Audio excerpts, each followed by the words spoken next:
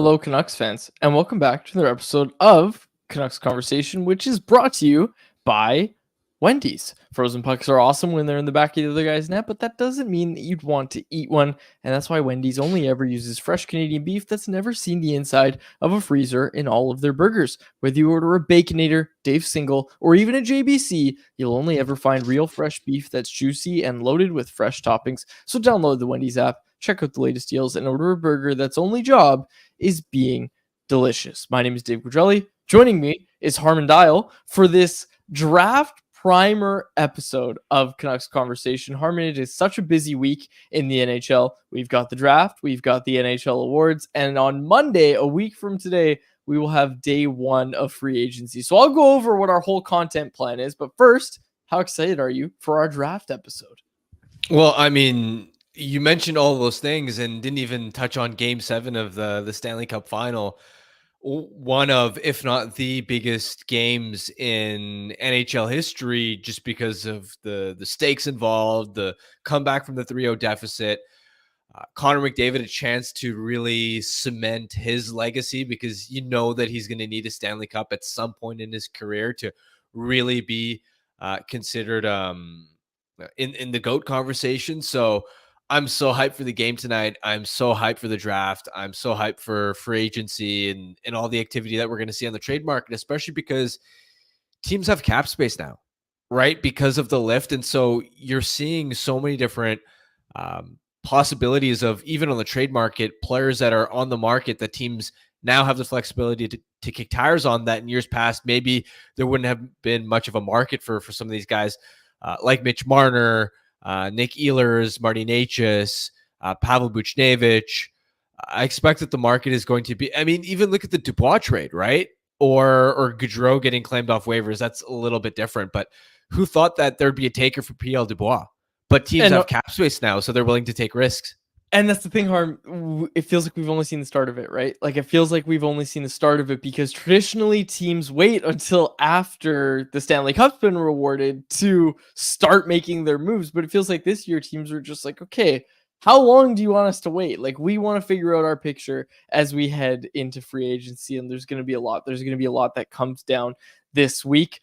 We're going to start on the draft. And before we do that, we're going to be joined by two guests. This is a retro Canucks Convo episode because we're having two guests on the show. I think that's going to be a bit of a theme. So let me go over our content plan. So today, our draft primer episode, we have Cam Robinson and Dave Hall joining us. Dave Hall, of course, Canucks Army's prospect guru, and Cam Robinson, of course, all around great guy. We love having him on the show. He's going to be joining us as well.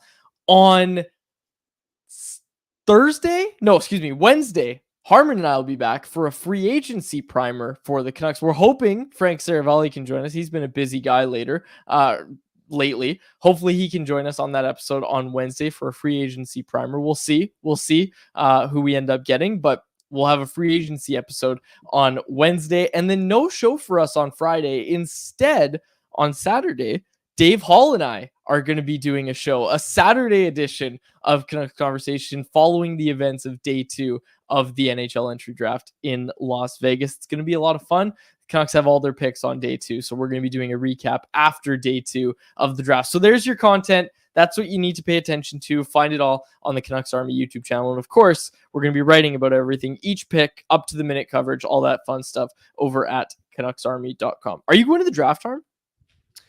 I don't think so as of now. Yeah, we're not sending anybody. I think this is the first year in like 2 years we haven't sent anybody. So, no, I don't disagree that that's probably the right move. But anyways, maybe you could join us on the draft episode. Give us all your analysis of the guys that the Canucks take in the 5th. Or they don't even have a 5th, in the 6th round. They have 2 picks in the 6th round. So let's start talking about the draft. Is Cam ready? I can't see on here, which sucks. I wish we had the old way. Okay, there he is. And I knew Cam wouldn't be late. Cam's here, and Cam is brought to you by our friends over at Greta. Greta is our spot to chill in the off season. It's the home of our electric watch parties during the season, and it's your chill spot at this time of year. Make Greta your spot to eat, drink, and play this summer. I would say go watch Blue Jays games. Maybe some of you do want to go watch Blue Jays games. Greta's got them. Head on down to Greta Bar YVR. They've got you covered. Arcade, bar, street food. All right, Let's bring him in. Cam Robinson of Elite Prospects. Very happy to be joined by Cam. As always, Cam, you're going to the draft. You have to be going to the draft. Oh, I'm going to the draft. I don't miss those things. This What- is my highlight of the year. Was it you that tweeted the temperatures in Las Vegas? Yeah, it's gonna be like 45 every day. We were just like, how am I gonna put a suit on and like run from the hotel to the Uber to the rink? Like, it's gonna be sweaty beans for sure, but we'll survive. We'll survive. Cam, just wanted to start by asking you generally about your thoughts on this draft class and how it compares to recent ones. Yeah, I think it's an average draft class. Let's call it that. Maybe like a hair above average. I think we were spoiled last year, obviously, with Connor Bedard being so generational, and then coming up behind him, like Mishkov, like has nearly that much potential too, and Leo Carlson and Adam Fantilli, and it had a lot of really interesting players in it. And this year lacks that true, pillar at the very top of like Macklin Celebrini. Like, you go back all the way to 2017. And the only guy that you're for sure taking over him at first overall is Bedard. So, like, we can have the conversation about Jack Hughes, but it's they're different players. He's like that horse down the middle, that Nate McKinnon guy who, obviously Nate Mack is now running, MVP like numbers too. But Celebrini is probably going to be more like a point a game, 90-point guy maybe in his peak, but just like a matchups, defensively, he's a thief in the night on the back check, hard on the forecheck, can hit you in the neutral zone with like some big thunderous hits, score from distance, tight hands. So he's a very worthy first overall pick. And then, there are some really high upside players still in that top 9, 10 as well. And then after that, like, the jumble really kicks in, and every team's list is going to look so different. So depending on who you ask, which team, they might have a little different opinion on that. Some might say it's a slightly below average. Some might say it's above average, but I like it to about average. Okay, Cam, I want to ask you specifically about the Vancouver Canucks, who don't pick until 93rd overall in the third round. Is there a guy that might slip out of the second round? And I mean, there always is, but is there a guy you're looking at as a sleeper pick for the Canucks at 93rd overall? I mean, someone who could slip. I mean, who's the Logan Stankoven? Who's the smallest guy that should be going in the second round? That's what I'm really asking. Yeah, okay. The little guy who should be going in the second round that probably won't end up. I mean, gosh, Thomas Galvis, like a smaller left shot defenseman, should probably be going in the early second round, sort of thing, like mid second round. That could definitely be there at the tail end of the third. A puck mover, smart. But he's undersized, and that's a problem on the blue line in this day and age if you don't have electric feet. So that's probably why he'll slip. Not small, Matt V. Gridden. He's a bigger guy who scores goals when the feet aren't there either. But I've got some names. I've got some names who I think will realistically be there, and I'm sure that was going to be your next question. It was. Yeah. Well, I'll just host and answer these questions here. You guys don't even need to work. Let's take this off. There's a couple of kids. So one that really has my attention is AJ Spalassi, 6'3" center, serious wheels. Like, this kid can boogie. Maybe the fastest kid in the entire draft class. He has jam. He's got some feistiness to his game. And then towards the end of the season, he was flashing some high-end stuff. So he's a really raw prospect. He only put up like 35, 40 points this year in the O, but could project to be a top 9 player. Really interesting is that, like, a couple of years ago, this kid had a major decision to make. He had 5 Division I NCAA football scholarship offers. That's how talented an athlete he is. And he said, no, I'm going to go hockey. And so he's going hockey. So he's an athlete. And so, a big power center, I like him a lot. There's a couple on the blue line too. Noel Franzen, a left shot D, kind of a boomer bust offensive defenseman, really great skater, leverages that skating to kind of create things on the rush, walking downhill off the point, a little shimmy, shake, make guys miss. Needs to work on that defensive game and some of his decision-making with the puck, can overhandle it at times. There's, Elliot Gronwald, really kind of the opposite. Another left shot kid, 6'2", really strong rush defense habits. Like, it really, really kind of polished in that regard against the rush. Good feet, battles hard, not much offense. So, kind of pick your player, choose your fighter here. Vidi Vasanainen, another left shot D. I'm sorry, there's not a lot of righties going to be in this spot here, but really mobile, defensively mature, physical edge. played full time in the league at 17. Like that's pretty good. So there's definitely going to be some players. And I'll say one more too, just because I can. Blake Montgomery, a draft +1 kid. So I think the Canucks probably are going to be looking at, I don't know. We'll see if they swing big on upside or if they go safe and they're like, we don't have any picks. Let's make sure we get an NHLer with this third rounder. But 6'4", super athletic, reminds me of Dakota Joshua without being as mean. Doesn't have that kind of that internal desire to hit everything that moves. So you gotta flip that switch on him. But really took a huge step this year in the USHL and was passed over last year. And then you don't really expect him to become a pick. And now all of a sudden he's put himself in a position to be in that kind of 2nd to 4th round range. If you're the Canucks, what's your philosophy or strategy when you are in the mid rounds, and are in the sense that, are you swinging for upside, swinging for the fences, or are you trying to find the players with the most projectable tools, even if they're lower ceiling guys? And is there a market inefficiency that you think teams overlook in these middle rounds? Europe, always Europe. It's just because it's just how it is. Like it's so saturated here in North America, right? Like there's a dozen scouts at every junior game, like even junior A games. Like there's always scouts there watching, but most NHL teams have like one guy covering Sweden, one guy covering like Finland and the Czech Republic and, like Central Europe. And it's like, they can only do so much, right? So you have to trust those guys, and a lot of them have great eyes, and but they can't get 20 views on everybody. It's just impossible. So there is that market inefficiency over there. So it's the big debate is that, do you take big cuts on upside like the Carolina Hurricanes do, and you hope that it's like, what's the 4th round? It's like a 4% chance that this guy's going to be an NHLer anyways.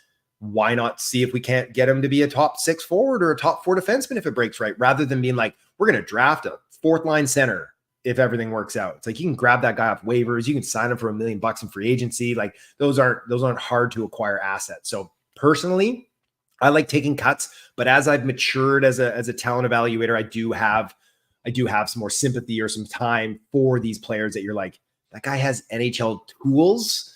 It might not be high end, but it's like, you want players, you want to have assets, you want to have options in your system. So there is some definite legitimacy to going for a little bit safer and lower ceiling. Which way do you think teams go the most? Because owner quads, this is a bit we do on this show. If I were running a draft board, running a draft table, I would just say, get me every tall guy. If he shoots right and he plays defense, we're taking him. Like that would be my philosophy. Fill up the board with those. One of them's bound to hit, maybe. So what way do you think teams go? It's very like team to team. Like it varies greatly, I would say. So like I mentioned, the Hurricanes, right? They are all about that upside, baby, and they use analytics to drive it. And so it's like statistical awareness. Like Tarek Periskak, who put up 40 plus goals in the Western League this year as a rookie, is probably going on day 2 unless Carolina snaps him up at 27. It's just that a lot of teams will look at him and be like, opportunistic. Maybe doesn't project to be, but it's like on paper, his stats scream top 6 future winger.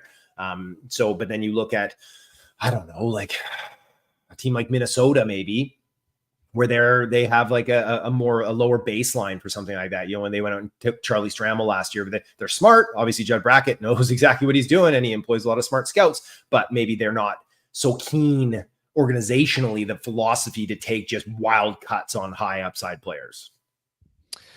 I wanted to ask you, it's not related to this year's draft, but Matvei Michkov sounds like he's going to be coming over to North America this coming season earlier than many people anticipated. What do you expect from him this season? Because I remember watching a lot of Michkov tape last year and thinking, after Bedard, based on pure talent, this guy might have the most upside in the draft class. And do you think teams are going to regret letting him fall to number 7? I mean, yes and no, because like he pulled the Yager card, man. Like he reversed Uno'd the teams. Like he went into those meetings and he was just like, yeah, I don't know. Maybe I stick around for 5 years. Maybe I don't, like Yager did, right? He told everybody like, I got to do military service. Like who knows when I'm coming over. And then he walked into the Pittsburgh meeting and was like, see you in the fall.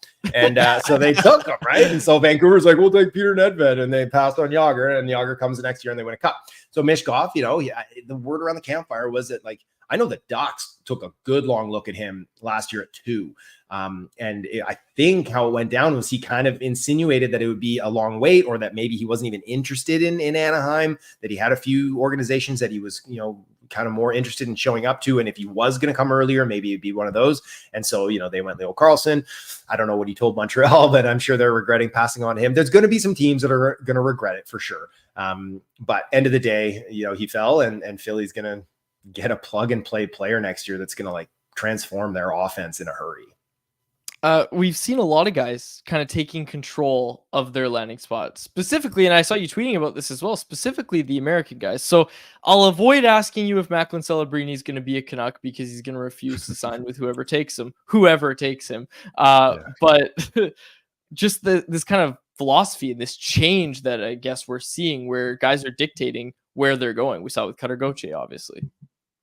Yeah, and Rucker and McGroarty, they're best buddies, him and Cutter, and like childhood best friends. They're not rep by the same agency. That would have been too perfect to draw that line. But Cutter, at least Gauthier kept it quiet, right? Like it was hush hush until the deal was made, basically, and everyone's like, oh, like I did hear around some NHL circles, and obviously with GMs, making calls that's going to leak around, but it didn't get out into the public. And McGroarty here, it's out in the public that he wants out, and whether that's because it's Winnipeg and he's an American who doesn't really want to go live and play in Winnipeg, unfortunate for them, or if it's because they look at like how they've handled Cole Perfetti, right? The kid scored 20 goals this year and then couldn't get into a playoff game.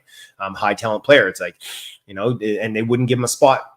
They wouldn't assure him a spot in the NHL. It's like they could have signed him at the end of last year, got him in a couple regular season games, and then been like, now you got to earn it, but we'll give you a taste. And they weren't willing to do that. So I do think, like, as a man of the people, I appreciate it. It's like you have such a finite window to earn in this league.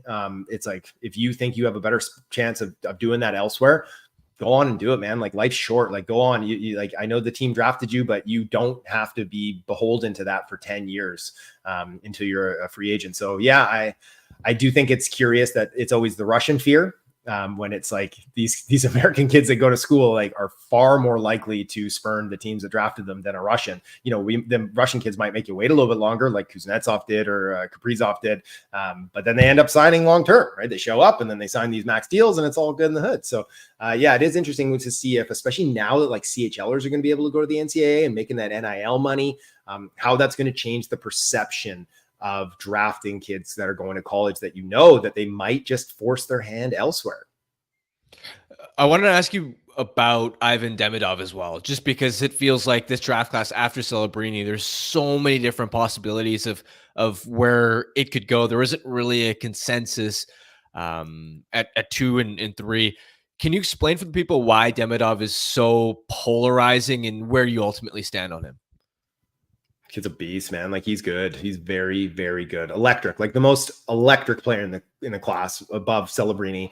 But the problem is that, he's in Russia and he hasn't been challenged for virtually 2 seasons, right? Playing in the MHL, the junior league there, it's basically like the BCHL where he just like dominated, like 2 points a game, easy.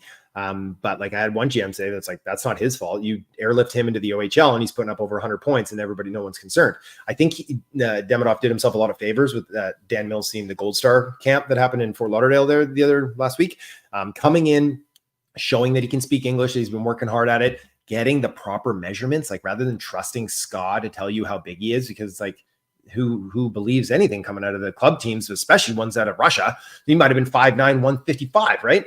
He didn't look like it, but now we know he's going to play at like 6'1", probably over 200 pounds. That's, like I said, Kirill Kaprizov, like he is the comp for me. And the fact that he says like, I'm going to play in the KHL this year, I'm going to finish the season, I'm going to sign my ELC, and I'm coming over to the NHL. It's like, how do you pass on that in the top 3? So he's very, very dynamic, and like Chicago has a real decision to make, because the opportunity to like slide him and Bedard together, it's going to be a tough one to pass up on for a kid like Levshunov, who's like, maybe he's the top pairing defenseman, not for sure. You're going to pass on a potential like elite superstar winger to pair up with Bedard. I don't know. It's going to be tough. He's 3 on my board. And I released that before I got the measurements, but I think I probably would have stuck with him at 3 anyways. Okay, Cam, this is a listener question from Reg M. What are your thoughts about D-man Will McIsaac? I'm assuming you know who that is. He should be available around the Canucks' 3rd round pick. I mean, he's big. He's 6'3", like one whatever, playing in Portland, I believe, or Spokane. I think I saw him playing when I was scouting Catton. He's smooth. He can move the puck pretty well. I think the feet are pretty good. If I'm without actually pulling up his profile on the draft guide here, I think he had pretty good feet. Right shot D, 6'3". I mean, wouldn't be the worst pick in the world. I think probably more like a 4th, 5th round pick is where we kind of had him pegged in on our board. If we even actually ranked him, I don't think he was in our top 134. So probably a bit early for me, but if you want to take him kind of as a mid or late round swing, I'd be okay with that. Yeah. He fits the criteria. Tall, right shot defenseman. Tall and on the right side. All I would be taking, all over it. All you're taking. Okay, final thing on the Canucks here. Do you know who the Ian Clark targets might be? The late goalies, the guys who maybe didn't have the best save percentage of what league they were playing in. Definitely have to be European. That's kind of a rule. Although Ty Young broke that rule. But anyways, do you have any targets for us? Yeah, well, I actually can't remember the kid's name now, but I was supposed to look this one up before I came on the show and I forgot. But I tweeted not that long ago that there is I think he's 6'6" or something like that, Swedish goaltender who is unranked for Central Scouting. Yes. And he's clearly going to be the best best goaltender in the class, right? Like he is an unnamed tall European goaltender that no one notices right now. So in 7 years, he'll win a Vezina. So that's the Ian Clark guy, and we'll check notes here and go back through my tweets to find out who he is, because he's literally his name. Yeah, I know, right? And it's a Swedish name. How about that? It's a Swedish name. Does Dave have the name right in the chat there? What's he saying? Laring. I don't have it. Laring. I don't think it was Laring. I don't think it was Laring. No. Jesper is ringing a bell, but I might be thinking of Wallstead. Well, I mean, Jesper sounds right. But, it sounds right. Right? It sounds right. But I'm scrolling through my tweets right now, but I don't have it in front of me, unfortunately. Yeah. Okay. He's Swedish and he's Ian Clark's boy. So that's the guy. I love it. Just like imagine on draft day, you're like in the 6th or 7th round and you forget the guy's name, but you're just like, that tall 6'6" Swedish unranked guy. You know who you are. Come on up. Come on down. Yeah. Oh man. And like the past, well, I guess not 3 years. I had it right 2 years in a row. I picked Koskenvo, and then who's the other guy? He ended up going to Pittsburgh. Blomqvist. I was like, I watched draft tape. I watched draft tape on these goalies, and my take back then, Cam, I don't know if I told you it, but it was that Joel Blomqvist was going to be the best goalie in that class, and I was serious, like he was going to be better than Askarov.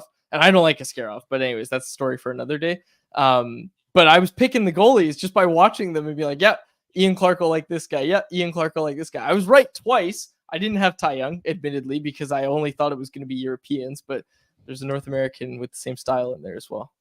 Yeah, well, I mean, we did hear that Clark was pushing to try to get Blomqvist there too, right? Trying to get him to maybe move up and grab a pick, but he went earlier than I think a lot of people thought too, that they jumped on him. And he was a stud in the AHL this year.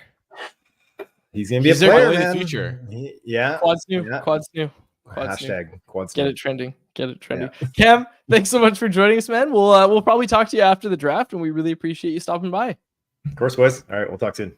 There he is, Cam Robinson. You can find all his work at Elite Prospects.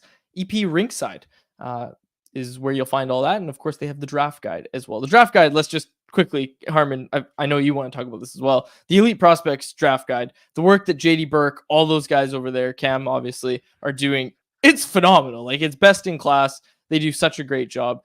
Shout out to Elite Prospects. Unbelievably comprehensive. Seriously, like you could look up some random 4th round guy that most people haven't heard of, and they'll in detail have such an extensive scouting report on the guy, on all his individual tools. It's a great resource. Yeah, I'm excited. To see who the Canucks end up taking and being able to just quickly look down the Elite Prospects draft guide and go find comprehensive information about them. Okay, let's get to, I gotta make sure I'm on track here because it's a 2-guest episode. We don't usually do these. Let's get to our next guest, who we're going to ask very similar questions to and see how their lists line up and see how their answers line up. It is Dave Hall, and he is brought to you by our friends over at 4 Winds Brewing, more specifically, 4 Winds Nectarous. If you're looking for something refreshing on a hot day like tomorrow, we recommend you check out the Four Winds Nectarous Sour Ale. This delicious beer has won a plethora of local and national awards, including Beer of the Year at the Canadian Brewing Awards a few years back. It's light and juicy with a nice tart finish, so whether you're getting ready to get out into the yard for a barbecue or just hanging out on the patio, you should complement the day with a tall can of Four Winds Nectarous. Available at liquor stores across the province or for home delivery through the online shop at fourwindsbrewing.ca, locally owned and operated in Delta, British Columbia. Excuse me. Let's bring him in. Dave Hall. And someone's asking about Game 7. We're going to get to Game 7. That's what anyone else is for today. We're going to get to Game 7. Let's bring in Dave Hall, our man at Canucks Army. He is our prospect guru. And put it on the resume, Dave. I already told the people, co-host of Canucks Conversation on Saturday. Can't wait. Are we just going to be going through the EP Rinkside draft guide and just reading everything? No, that's what would happen if I was hosting the show alone. But you're going to have some more insights into all these players. I should have some insights, yes. Yep. Excited about it. Okay. This is a question because I didn't get to it with Cam, so I'll ask you. It's another listener question. This one from Nick P. We'll start it with this one before we get to the Canucks. Does Dave think there might be a Rempe factor in the draft with people looking for that sort of toughness? The toughness, hey? I gotta say, maybe trying to think off the top. You put me on the spot right away, hey? It's kind of tough. Like when was basically with this one, I really focused on upside. Like I either focused in the two earlier rounds, I focused mostly on my guys that have projectable skills, and then in the later rounds, I really went upside. And so I'm not gonna lie, I didn't focus on a guy like Rempe because I just don't believe that's what they need right now. Like I know they need size, but to be honest, I'm gonna scour through and I'll have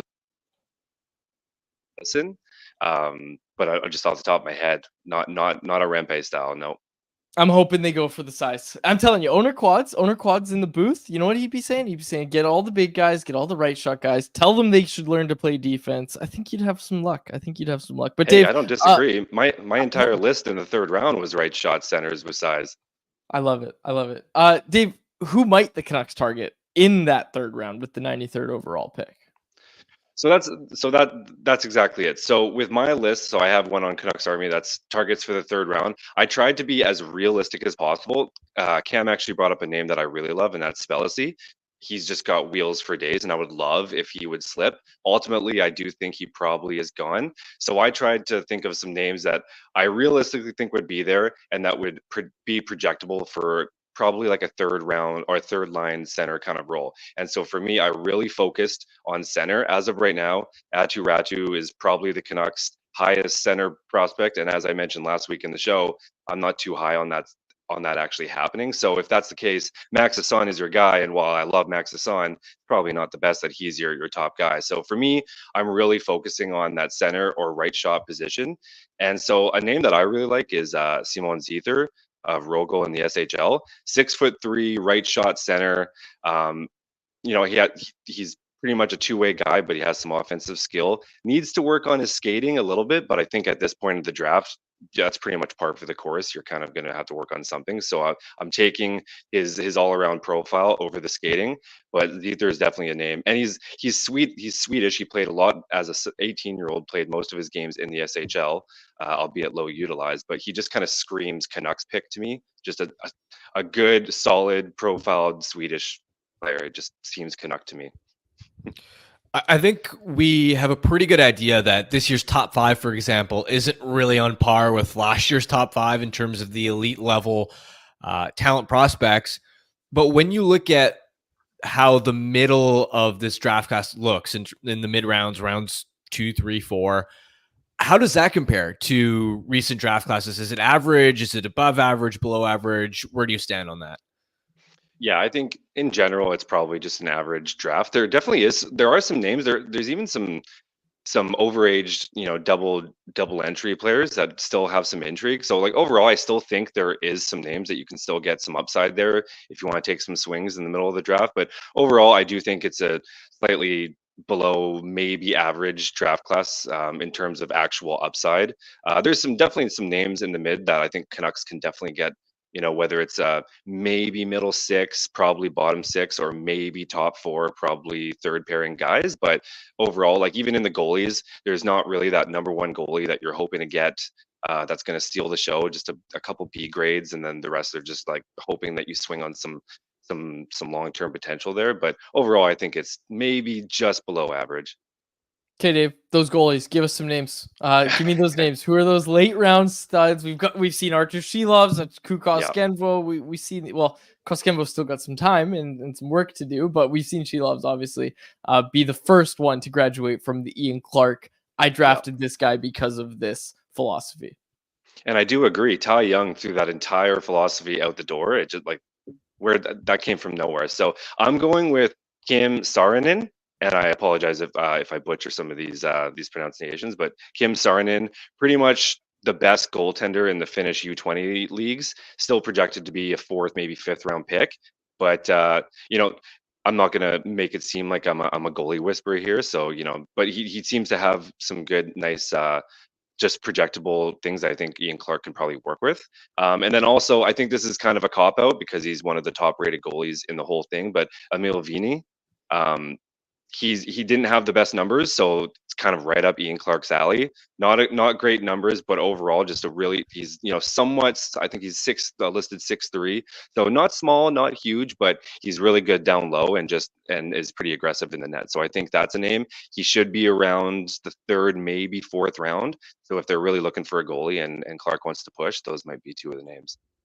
Focusing back on the draft class as a whole, after Celebrini, who would you take at number two, and who else do you really like in that top 5 to 7 picks? Just because again, there's no consensus and there's so many different takes on who people like.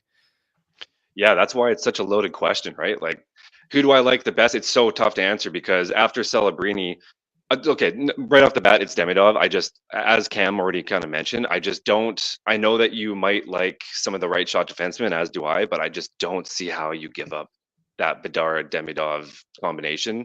And especially since we already know that he's already hinted he didn't re-sign with Ska, so he's ready to come over after one more season.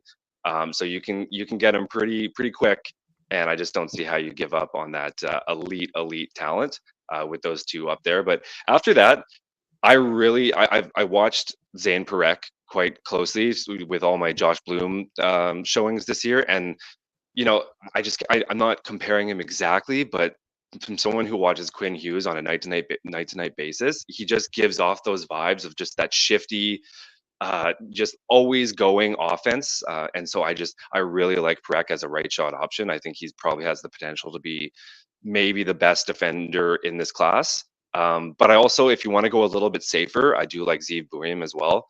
Just not as elite as some of the other defensemen, but overall as a package, I would say he probably has the safest floor. He's just pretty much guaranteed to be a top 4 left side defenseman. He just seems to have all this. It's basically between the ears with him. He's just so smart, and he's just got all around game. So honestly, I could go on for 10 minutes. I kind of just like pretty much everyone from 2 to 10. You're going to get a really good player. I really like Caden Lindstrom. Obviously, like in a game like tonight, the Stanley Cup's going to be awarded. You want a guy like Caden Lindstrom on your team. That's what he's built for. So basically, like I said, you can go on forever. Dave, who you got in Game 7? You can say Oilers. You can say Oilers. I have to say Oilers. I just think that's. I just couldn't imagine being up 3 games right now, having to fly back to Florida and just trying to mentally beat that out. I think all the momentum, although I know 2 days there isn't much momentum going game to game, but I just don't see how you can fight the momentum. Edmonton is riding a high right now, and there's dangerous stuff when you got McDavid riding that kind of high. I just don't see, unfortunately. But as much as we don't want the Oilers to win, we are witnessing history right now, and if there is a player that you want to see just win a cup just for the sake of him winning a cup, it's Connor McDavid. So I just think, sorry, Canucks Nation, I'm going for the Oilers. Right on, Dave. I can't believe I'm saying it. It's fair, and I might have a similar take later in anyone else. But Dave, thanks so much for joining us. We will see you on Saturday, and people can read all your work over at Canucks Army. Thanks for doing this, Dave. No problem. Happy Canada Day.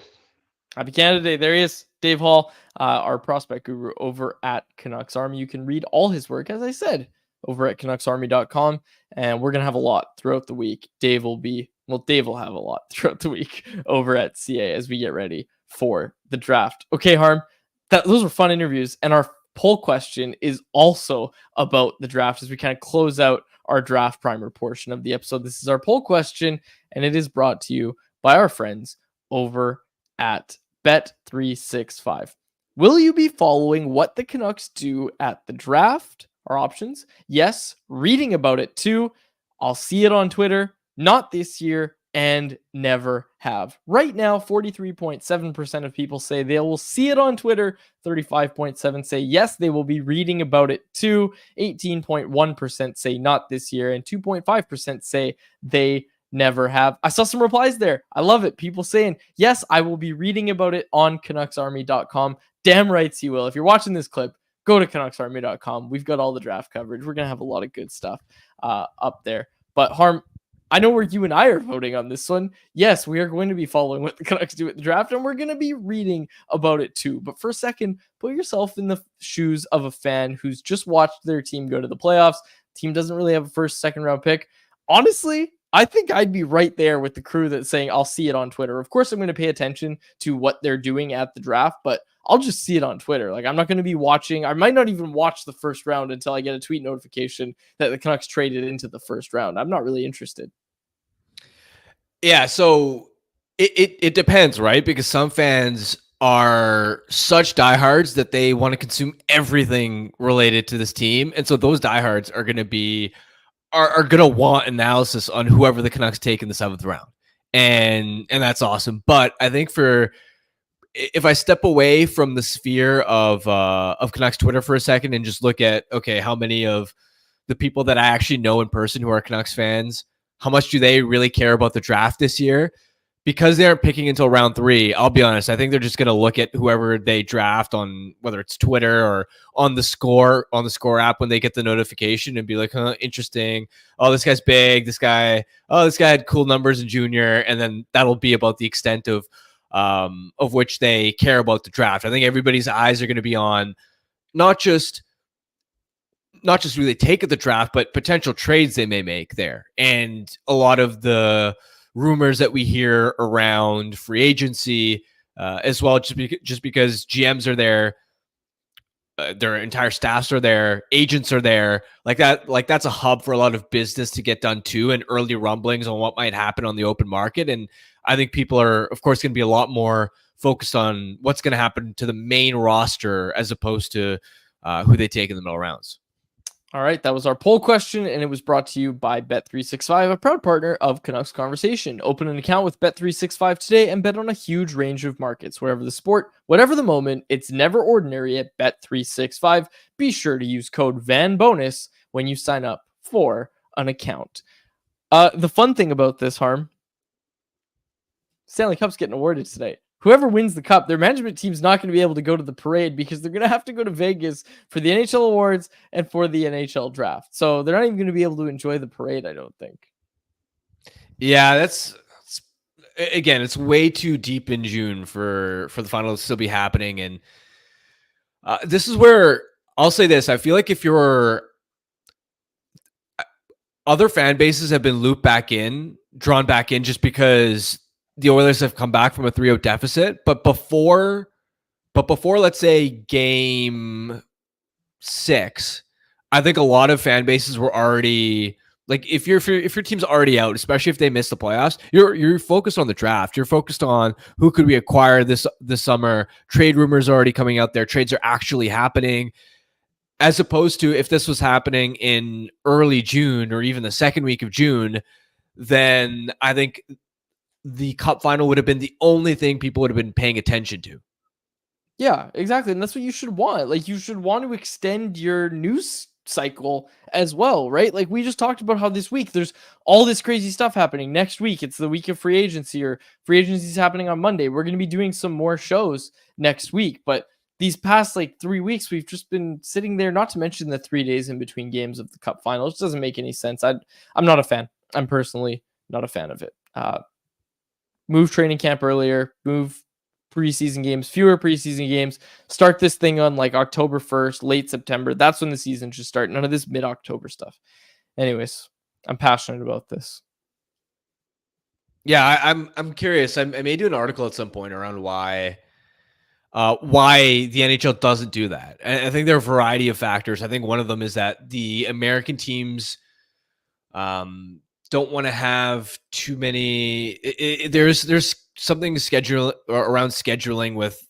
They don't want too many early home playoff dates because it competes with other sports, and so I'm sure there's logical reasons behind why the NHL is doing what it's doing. And at some point, I really want to dive deeper into why the schedule is laid out the way it is. Looking forward to it because it sucks for hockey fans. So anyway, something that doesn't suck for hockey fans is the Daily Faceoff Playoff Parlay Challenge. Folks, you've heard us talk about it before. It's your last day to play it over at games.dailyfaceoff.com. You can go win it today. Go win it. We were close that one time. We're riding that high. We're chasing that feeling ever since we got, what did we get? 7 out of 8 points, Harm? So we were chasing that ever since then.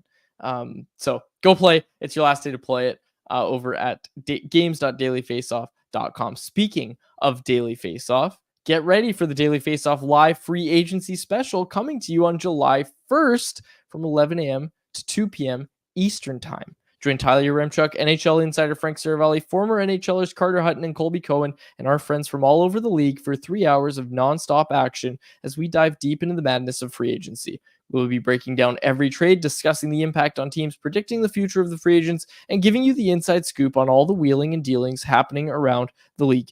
Catch all the action live on July 1st from 11 a.m. to 2 p.m. Eastern on the Daily Faceoff Live free agency special that you won't want to miss. Also, I'm hearing rumblings. I'm hearing Jeff Patterson is going to be making an appearance on that show. Let's go. So if you want to watch JPAT, folks, that's where you do it.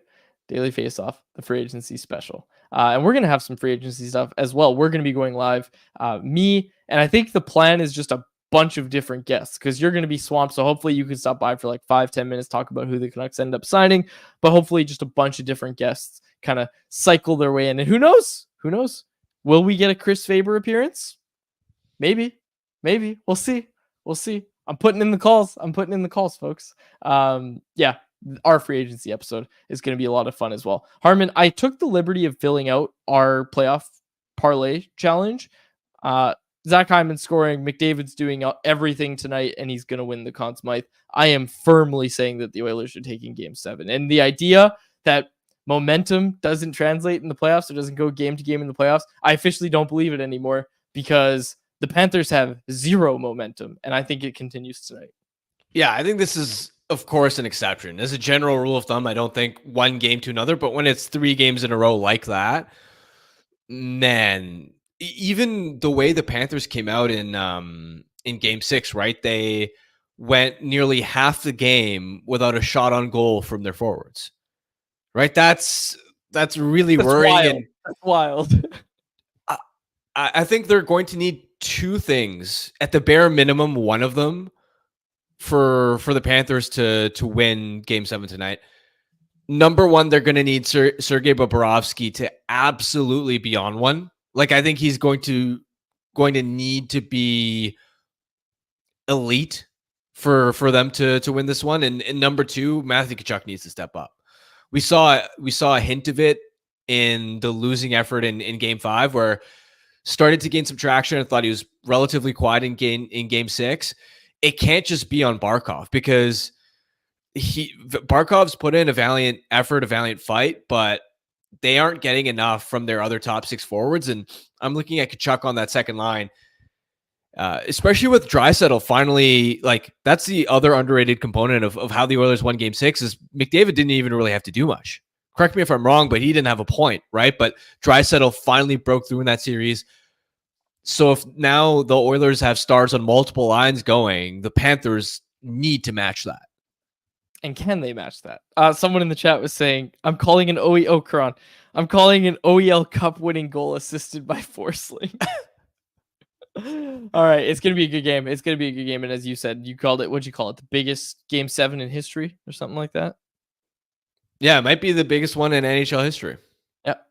It's huge stakes, huge stakes. It's going to be a good game. I'm excited to watch it. So let's get to anyone else. Presented by the Vancouver Canadians. Another thing I'm excited to watch. The Seas are back at the Nat for 9 in a row starting tomorrow. And tomorrow will be another superstar appearance with Orlando Hudson.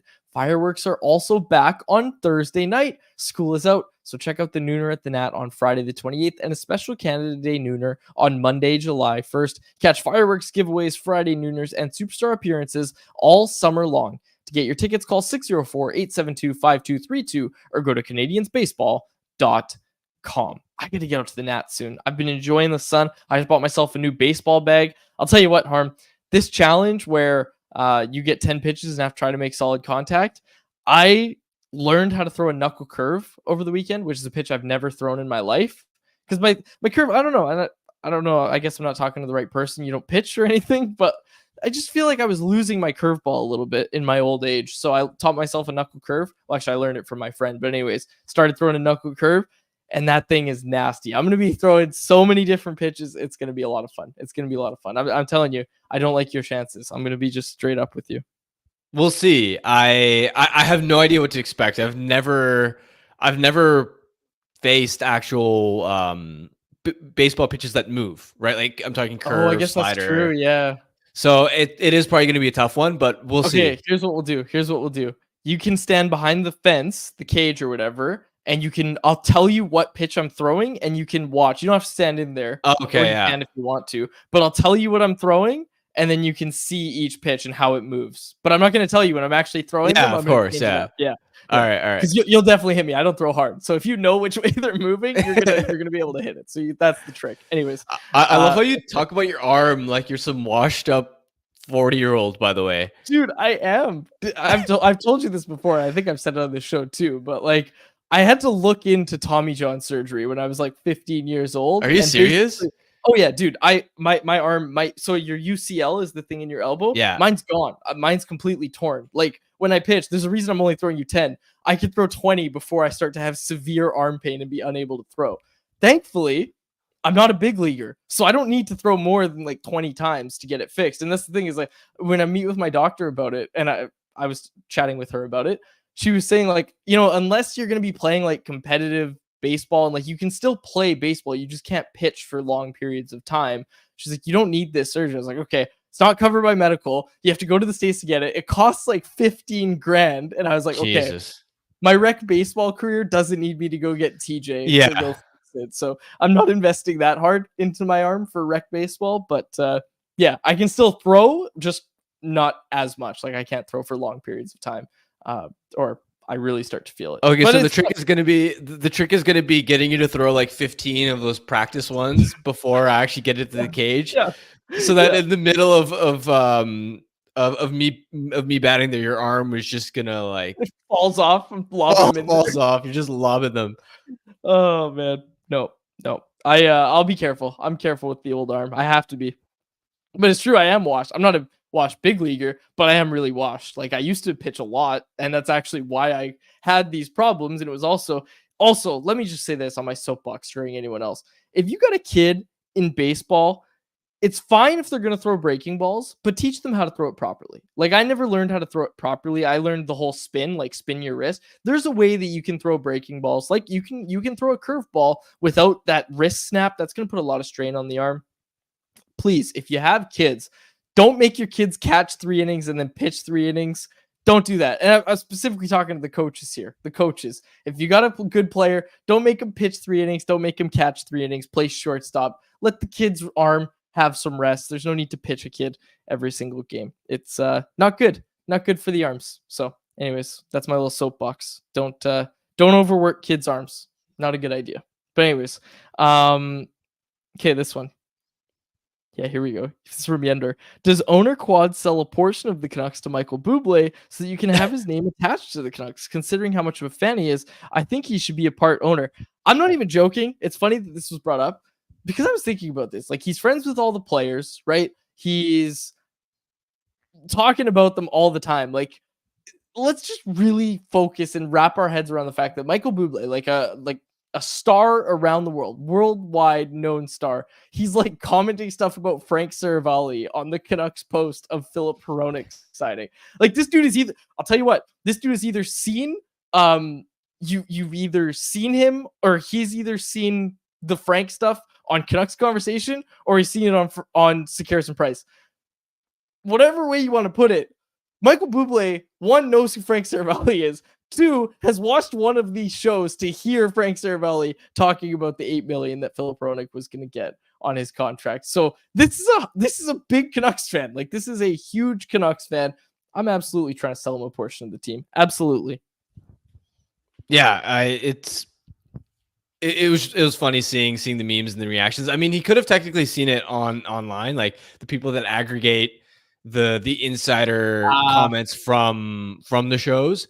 But he's as invested as it gets, and I don't know the story too closely, but there are a lot. I remember vaguely there being people on the Canucks subreddit that are convinced one of these accounts is a Bublé burner that is like very active in the community, and honestly, I could see it. Come on, are you kidding me? It's hard enough to believe with your own eyes that Michael Bublé is this involved and it pays this much attention to the Canucks. Do we really think he's tweeting about them like secretly? Come on. No, on Reddit. Well, I don't think he's on Reddit either. I mean, maybe. Who knows? Did you think that he'd be chirping Frank Saravalli on Instagram?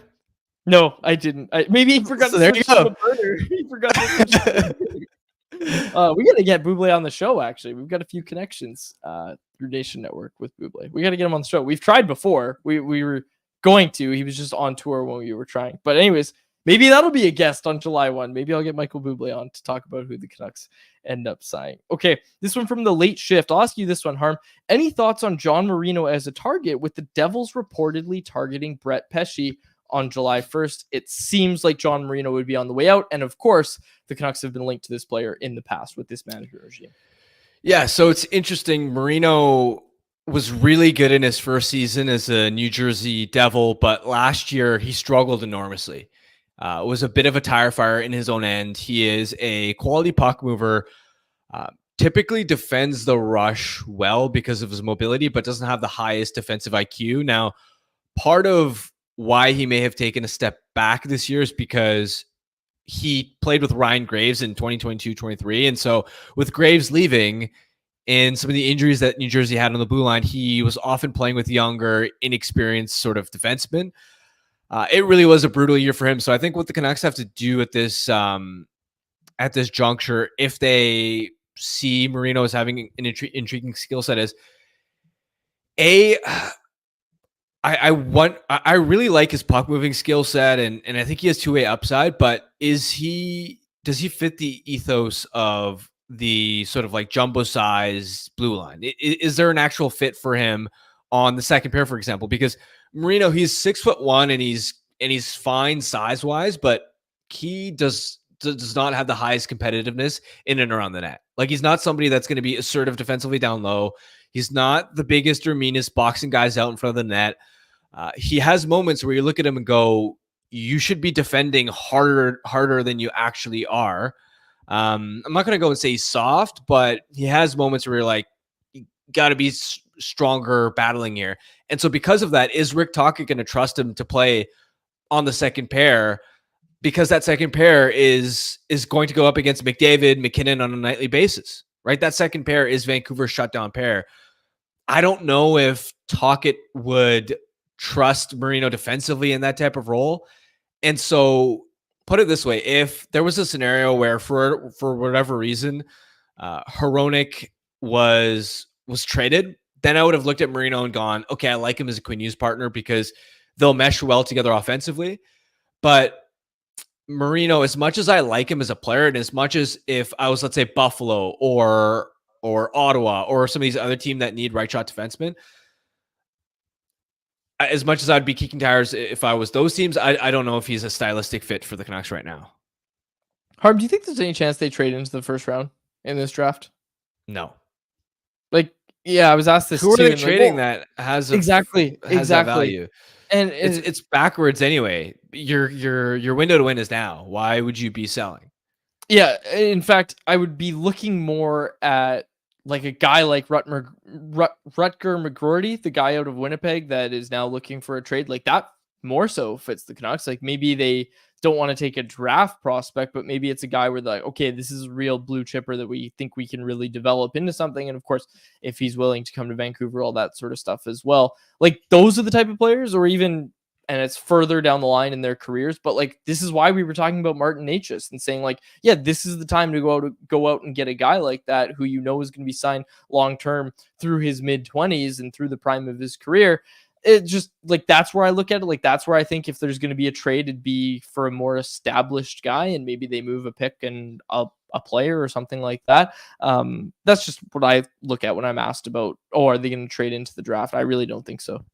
Yeah, like even McGroarty, I like him a lot as a prospect. I think he could be in another scenario where he had signed. I think he, as opposed to going back for his junior campaign in the NCAA, I think he would have been ready to make an NHL impact this coming season, but he's going to cost a lot to acquire. You think about Cutter Gauthier, the Ducks had to give up, and it was worth it because Gauthier is that caliber of a prospect, but Jamie Drysdale was a recent top 7 draft pick in 2020, I believe. Right shot guy with definite top 4 upside. They had to give up a blue chip piece on their end. If the Canucks are doing that, then it has to be for a sure thing. It can't be for a prospect that may or may not turn into a star. It has to be a guy that can help now and that you're certain can provide top of the lineup value. Rutger McGroarty, I'm just looking at it now. He was selected 1 pick before Jonathan Lekarmaki in that draft. I'm just curious who the Canucks are going to walk away with from in this draft and what their philosophy is going to be, because it feels like every year you can kind of see like, okay, they took a swing here, safe pick here, that sort of stuff. I'm just curious what their philosophy is going to be this year. And it's going to be interesting to see. Again, folks, if you're joining us just now or you missed it at the start, Saturday, we're going to have a special draft edition of Canucks Conversation right here live on the Canucks Army YouTube channel. Of course, it'll be pushed out as a podcast as Dave Hall joins me to break down everything that happens. And then on Monday, another special edition of Canucks Conversation as well, a free agency edition. We're basically just going to go live as soon as the reports come out that the Canucks are done. That's when we're going to go live. It'll be during free agency. Some stuff might filter in, but once the Canucks are done, that's when we'll go live, and we will have all that up to the minute coverage. Of course, the Carson Price will also have shows, and Rink Wide Vancouver will also have a show. Jeff Patterson and Irfan Gafar. Who knows? Maybe those two will be guests on our show, on our edition of Canucks Conversation, the free agency special. Okay, Harm, anything else that you wanted to say? Closing thoughts before we get to our Bet365 bet of the day and wrap this show up? No, I'm just hyped for Game 7. I legit can't wait. I know. I'm very excited. Very, very excited to watch this game. It'll be fun. We'll break it down on Wednesday when we do our free agency primer. Hopefully we get some movement as well by Wednesday once things wrap up tonight. But it's time now for our Bet365 bet of the day, brought to you by, you guessed it, Bet365. Tonight, I am going with the Edmonton Oilers, who are a slight favorite to take Game 7 on the road against those Florida Panthers at minus 115 odds compared to the Panthers at minus 105. I'll be sad for Roberto Luongo, but my gut is telling me that the Edmonton Oilers are getting this done tonight. That was our Bet365 bet of the day. Must be 9+, play. If you choose to play, please play responsibly. We'll wrap it up there. For my co-host Harmon Dial and our technical producer Grady Sass, my name is David Gugelli. Thank you so much for listening to the episode of the Canucks Conversation. Canucks Conversation is live Monday through Friday, every weekday at 2 p.m. over on the Canucks Army YouTube channel. Make sure you like, subscribe, and interact in the YouTube live chat every day with us, folks.